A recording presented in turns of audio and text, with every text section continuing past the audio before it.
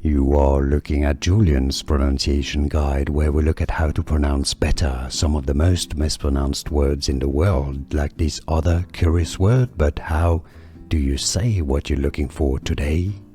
Let's learn how to pronounce these names once and for all correctly, even though, well, yes, I'm afraid there are different pronunciations. So you're still going to remain with a bit of a doubt, but at least we're going to be clarify how to pronounce it different ways. The Spanish pronunciation, in case you're wondering, is Sebastian. Sebastian.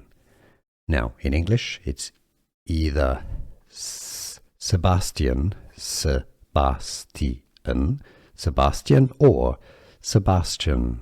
How do you pronounce it yourself? Sebastian or Sebastian?